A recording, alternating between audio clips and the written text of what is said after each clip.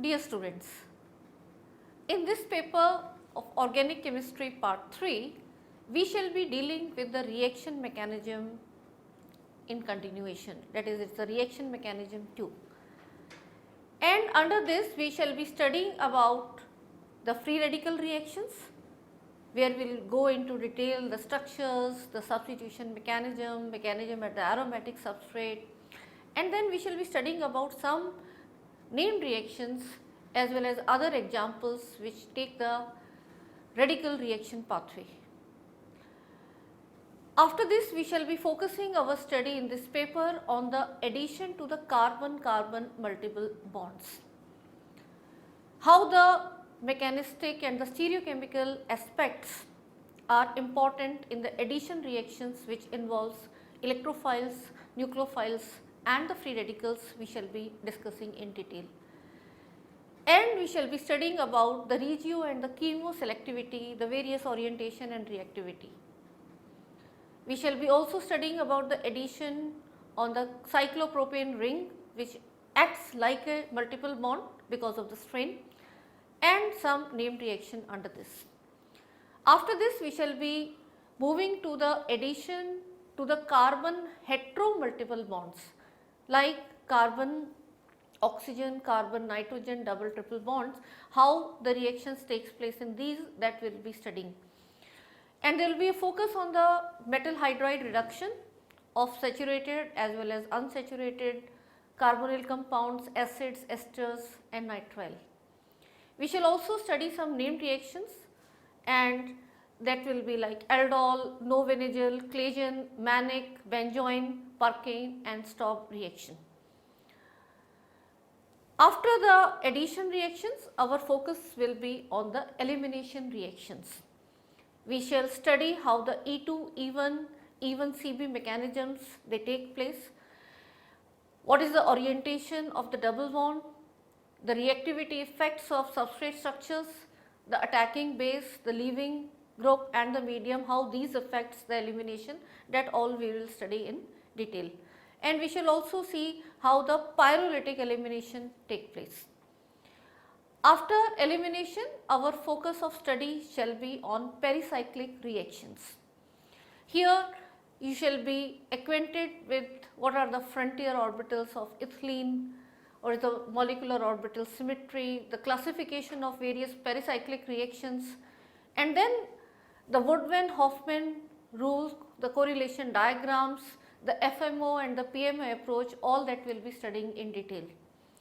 We shall be focusing further on the cycloadditions, the electrocyclic reactions which can be 4n, 4n plus 2, the allyl systems, how the con-rotatory and disrotatory motion will have effect, all that we will be studying in detail. And here also we shall study about some named reactions which are Claisen, Cope, Azacope reactions, and also we shall study fluxional tautomerism. Let us begin with the first module, and the first module will deal with the free radicals, and in this module and subsequent modules we shall be studying about free radicals. Now in this particular module we shall be going into the details of the structure and stability of free radicals. After studying this module, you shall be able to know about the free radical structure, learn how the different type of free radicals can be generated. You shall be also able to learn about the factors contributing to the stabilization of the generated radicals and analyze the factors affecting radical generation. You are already aware that the fission of a covalent bond by homolytic cleavage, that is equal cleavage, in which both the atom possess unpaired electrons due to the symmetrical rupture of the bond.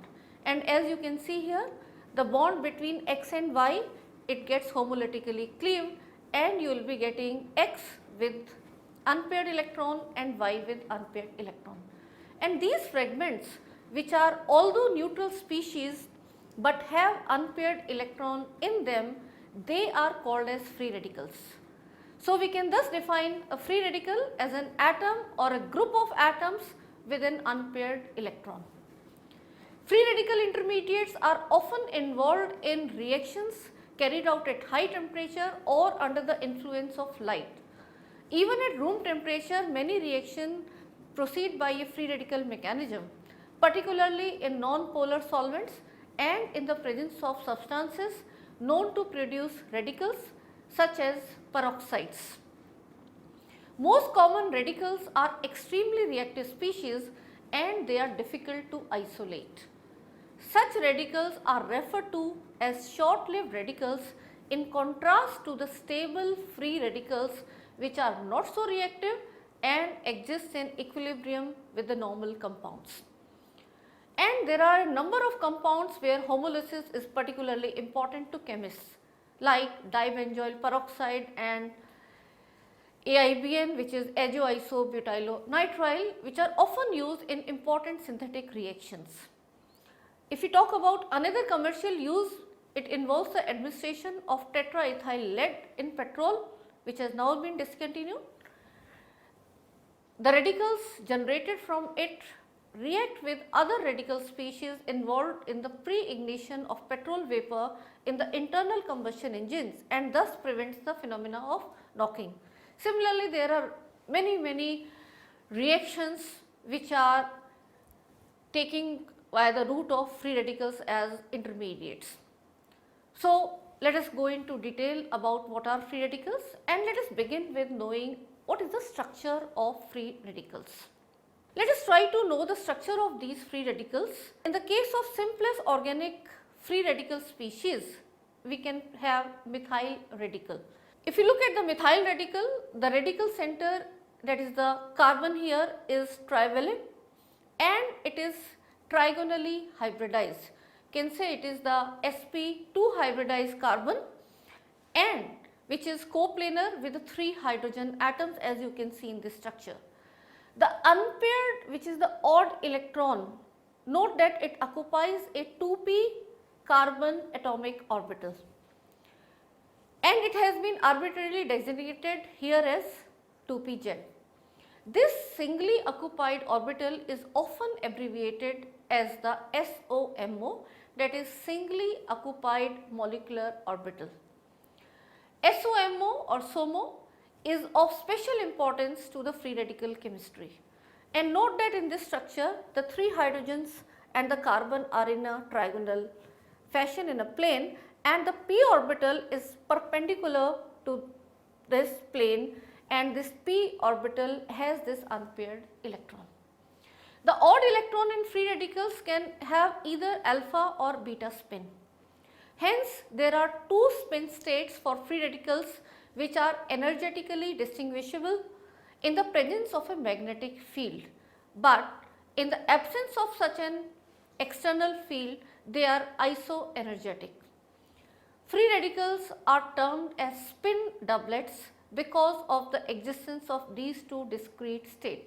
And you will see later when you study the NMR, there will be impact on that how you can really notice the free radicals in an NMR spectra.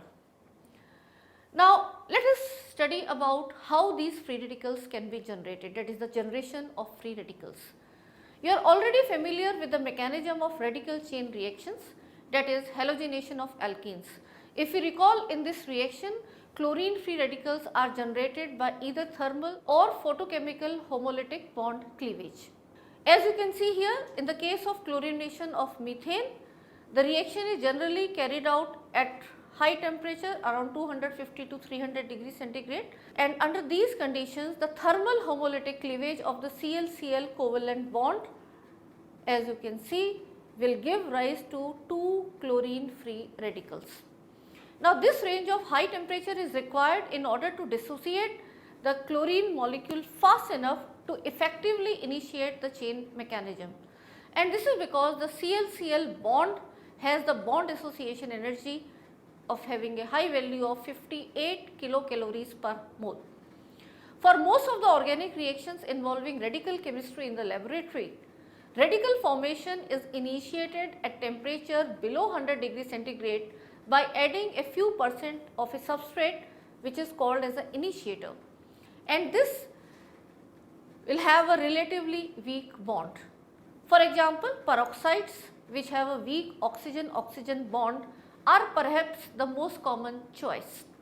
In the case of bromination, since the molecular bromine absorbs UV light, homolytic dissociation to bromine atoms can be accomplished even at room temperature or even below by the photochemical means, that is by irradiation. First of all, let us see how the thermal reactions can be used to prepare the free radicals. Historically, the first work to demonstrate the formation and existence of free radicals was that of Penneth and Hofje in 1929 to 31, and their procedure, often referred to as Penneth technique, consisted in passing a stream of nitrogen and the vapor of tetramethyl lead through a quart tube. The pressure in the quart tube is held at about 2 mm by the action of a vacuum pump, as you can see in this visual. So, under these circumstances, the tetramethyl lead then decomposes to form lead and methyl radical, as you can see here, and further the methyl radicals produced as a result of heating at point B, they react with the mirror at point A to regenerate the volatile tetramethyl lead, and in the absence of lead mirror, the methyl radicals further combine and they can give you ethane. Similarly, there are many other examples where thermal generation of free radicals can be done. For example, those compounds which possess an intrinsically weak bond like dialkyl peroxides. These dialkyl peroxides on heating, they produce alkyl free radicals, as you can see in this example. Similarly, those compounds which on fragmentation, they form strongly bonded products. For example, AIBN, that is azo bis isobutyronitril, having this structure on heating releases the nitrogen and it will generate the free radical. As you can notice, the central C is having this unpaired electron which is further joined to 2 methyls and nitrile group. After the thermal generation, let us look at photochemical generation. As the name suggests here, light leads to the generation of free radicals via the fragmentation of a compound. This can be achieved if the wavelength of the light corresponds to both to an energy greater than that of the bond to be cleaved and to an electronic excitation of the molecule concerned.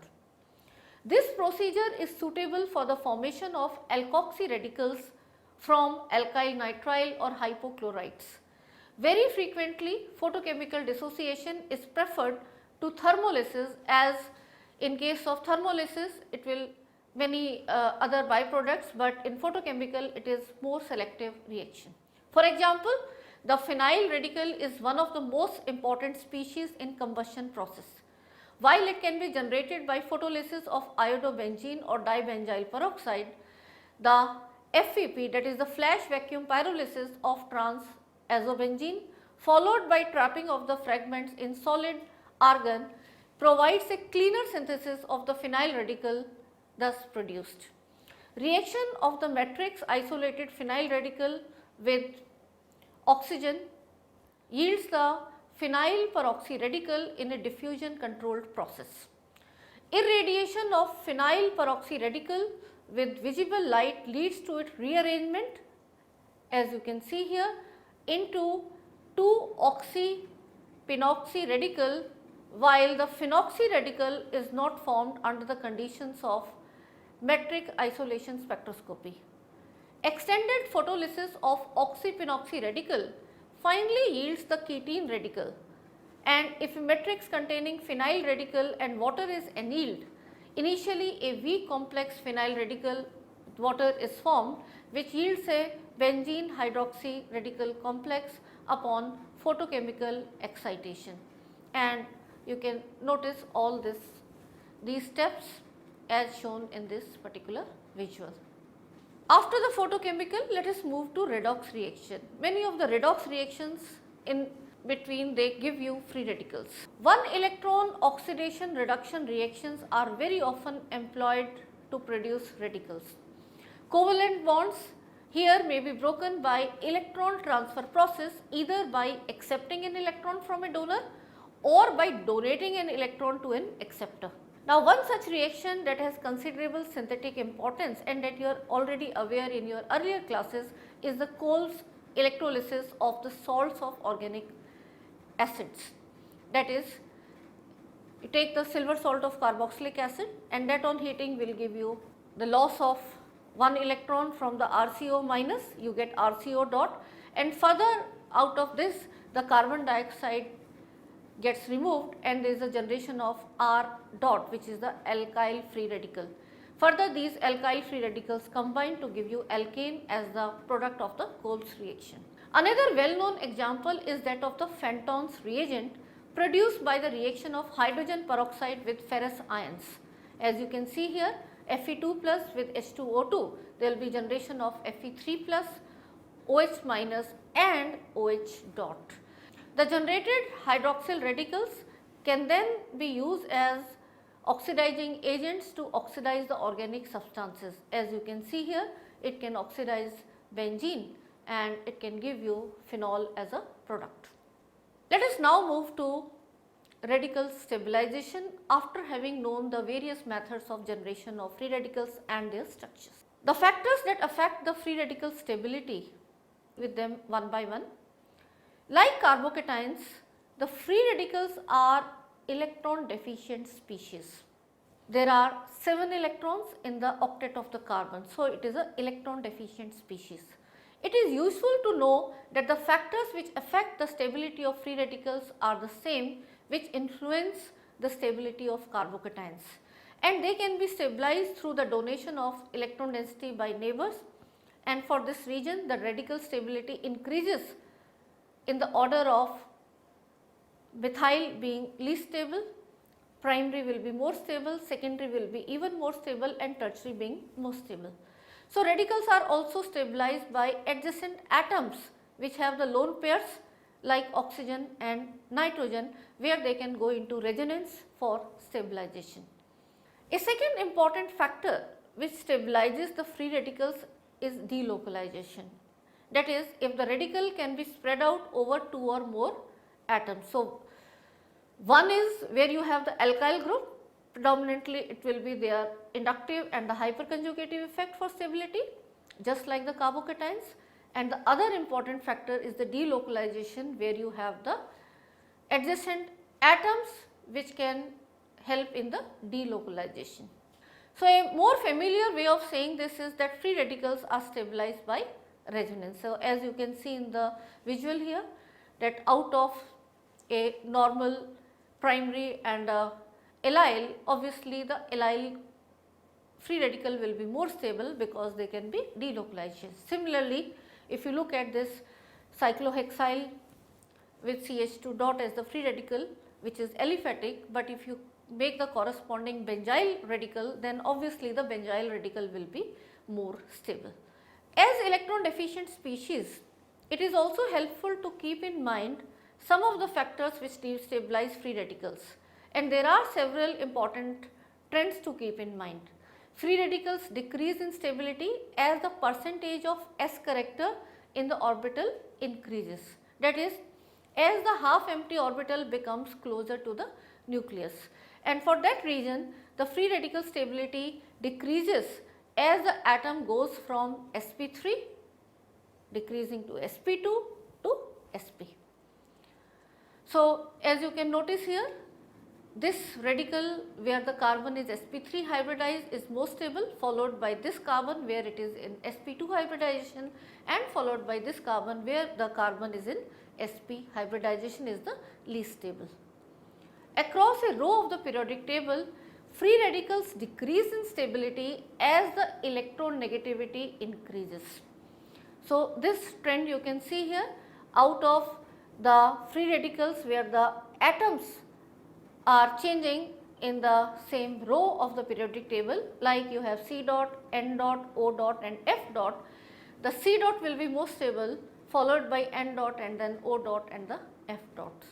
Free radicals increase in stability going down a column of the periodic table. So, out of the F dot, Cl dot, Br dot and I dot, the I dot will be most stable, that is the iodine free radical is most stable, followed by bromine free radical, followed by chlorine free radical and followed by the fluorine free radical. And this is because since the electron deficient orbital is spread out over a greater volume. Free radicals adjacent to an electron withdrawing groups are less stable, since in effect electron density is being taken away from what is already there in the electron deficient species. So, you can say electron withdrawing groups will decrease the stability and electron donating group will increase the stability. But if there is a resonance, you have to keep in mind the resonance will be more dominating effect. We can have a handy shortcut for determining the radical stability. We can say, as you can see in this visual, the radical stability increases in the order of methyl is least stable, then primary, then secondary, then tertiary, and this can be attributed to the energy required for homolytic bond cleavage for the corresponding parent alkanes, you can say. So, this is the trend as you can see here, and this is also reflected in the strengths of allylic CH bond, which are weaker than normal due to the fact that a resonance stabilized free radical is produced. So, allyl free radical will be more stable out of these primary, secondary, tertiary, allyl and benzyl. Let us now study the effect of solvents on reactivity of free radicals. The capability of the reaction media to influence the course or rate of free radical reactions has not been realized until recently. The failure to acknowledge the possible importance of the solvent in these reactions rests on the fact that free radical intermediates do not usually have any positive or negative charge and therefore should not be affected by such properties as the ionizing power of the solvent. There are cases where the solvent does appear to have only an insignificant effect on rate, and in a number of cases where there is a small variation in rate with change in solvent, relatively large but compensating changes in the entropy and enthalpy of activation have been reported. However, these later effects have been seriously questioned and they appear to be more a consequence of experimental error than actual phenomena. One of the earliest indications that radical reactions could exhibit a polar nature was found in a study of copolymerization of vinyl compounds. To explain the great tendency for alternation of the two monomer units in the polymer structure, it has been necessary to assume a polar transition state. If there were a highly polar transition state in these reactions, the solvent should be able to contribute to the stability of the transition state in accord with the polar nature. Thus, a pronounced dependence on the reactivity of monomer on the dielectric constant of the solution would be expected. However, experimentation did not show such a dependence. Apparently, the nature of the transition state is such that the lines of force between the charged portions too of the transition state do not radiate appreciably into the solvent. Therefore, the solvent can contribute little in stabilization of the charges in the transition state. Other properties besides the ionization power of the solvent can be important in influencing the radical reactions. The photolysis of aromatic disulfides, for example, shows a solvent dependence between the apparent rate of dissociation and the kinematic viscosity of the solvent. The apparent dissociation appears to depend on the ability of radical fragments to diffuse apart as the viscosity increases and the rate of diffusion decreases, more recombination and thus less apparent dissociation occurs. After the effects of solvents, let us look at the types of free radicals, especially deal with the stable and persistent free radicals first. Although radicals are generally short-lived due to their reactivity, there are many long-lived radicals as well, and these are categorized as stable and persistent radicals. Let us try to know what are stable radicals. Stable radicals, as the name depicts, they are stable and comparatively long-lived. The prime examples of a stable radical is the molecular dioxygen. Another common example is the nitric oxide. Organic radicals can be long-lived if they occur in a conjugated pi system. For example, if you look at the case of alpha tocopherol, which is vitamin E, you can see that the radical here derived from alpha tocopherol can be stabilized via this long conjugation, and that is why this is quite stable. There are hundreds of examples of thiazyl radicals which show low reactivity and remarkable thermodynamic stability with only a very limited extent of pi resonance stabilization.